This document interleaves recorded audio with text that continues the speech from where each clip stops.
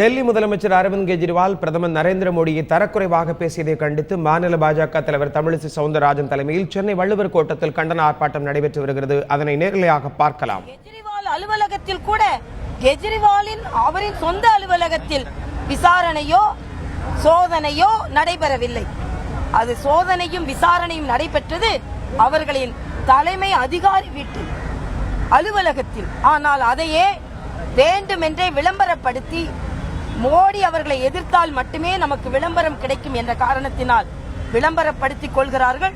இதில் தமிழக காங்கிரஸ் தலைவர் இளங்கோவன் அவர்களுக்கு நான் கடுமையான கண்டனத்தை தெரிவித்துக் கொள்கிறேன். ஏனென்றால் அவர்கள் பழிவாங்கும் நடவடிக்கையில் மோடி அரசு ஈடுபடுகிறதாம்.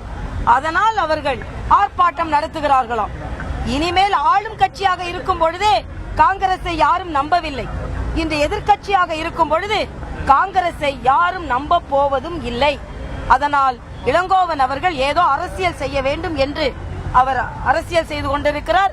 இன்னொன்று, அகில பாரத அவர்களின் செய்தி தொடர்பாளர் மிகப்பெரிய நடிகர் மோடி என்று அவர் சொல்லி இருக்கிறார். அதற்கும் எனது கடுமையான கண்டனத்தை தெரிவித்துக் கொள்கிறேன். மோடி சிறந்த பிரதமராக நடக்கிறார் என்பதுதான் உண்மையானது. நடிக்கிறார் என்ற வார்த்தைகள் உங்களின் சரித்திரத்தை உங்களுக்கு வேண்டுமானால் நினைவுபடுத்தலாம். அதனால் பாரதிய ஜனதா கட்சி இந்த எதிர்கட்சிகளின் போக்கை வன்மையாக கண்டிக்கிறது.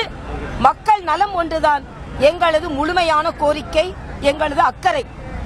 அதனால்தான் தமிழக பாரதிய ஜனதா கட்சியின் வேண்டுகோளை ஏற்று நாளைய தினம் மரியாதைக்குரிய அருண்ஜேட்லி வருகிறார்கள், மரியாதைக்குரிய சிறு குறு தொழில் அமைச்சர் கல்ராஜ் மிஸ்ரா அவர்கள் வருகிறார்கள்.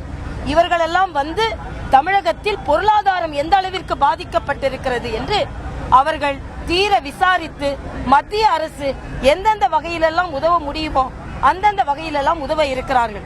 மரியாதைக்குரிய வெங்கையா நாயுடு அவர்கள் சமீபத்தில் தமிழகத்திற்கு வந்து அதன் அறிக்கையையும் அதன் தகவலையும் பிரதமருக்கு சொன்னதின் பேரில் பிரதமர் அவர்கள் எல்லா துறை அமைச்சர்களும் தமிழகத்திற்கு உதவ வேண்டும் என்ற காரணத்திற்காக அவர்களெல்லாம் தமிழகம் வருகிறார்கள்.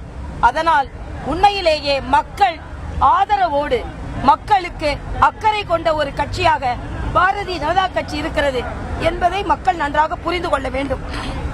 நேற்றைய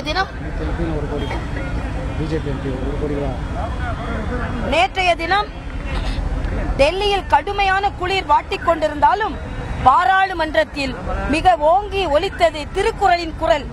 அதற்கு ஏற்பாடு செய்ததும் தமிழக பாரதிய ஜனதா கட்சியின் துணையோடு மரியாதைக்குரிய நமது தருண் விஜய் அவர்கள் ஏற்பாடு செய்திருந்தார்கள். இதில் அத்தனை கட்சி தலைவர்களையும் நான் பாராட்டுகிறேன். ஏனென்றால் தமிழகத்தை சார்ந்த அத்தனை கட்சி தலைவர்களும் அங்கே திருக்குறளுக்காக ஒன்று கூடியிருந்தார்கள். மரியாதைக்குரிய சகோதரர் வைரமுத்து அவர்கள் அங்கே வந்திருந்தார்கள். வைரமுத்து பேசும்போது ஒன்றை சொன்னார், அதிகாரம் இருந்தால்தான் பாராளுமன்றத்திற்குள் வர வேண்டும். இவர்கள் எல்லாம் குழந்தைகளுக்கு அதிகாரத்தை சொல்லிக் கொடுத்தது பாரதிய ஜனதா கட்சி. அந்த அதிகாரத்தை சொல்லி அவர்கள் இங்கே வந்திருக்கிறார்கள் என்று சொன்னார்கள். ஆக தமிழ் ஓங்கி ஒலிப்பதற்கும் தமிழை வைத்து இன்மேல் யாரும் அரசியல் செய்ய முடியாது. தமிழகத்தில் பாரதிய ஜனதா கட்சி உண்மையான தொண்டாற்றி கொண்டிருக்கிறது. எங்களது குறிக்கோள் தமிழக மக்களை பாதுகாக்க வேண்டும், தமிழக மக்களின் வாழ்வாதாரத்தையும் பொருளாதாரத்தையும் பாதுகாக்க வேண்டும் என்பதுதான்.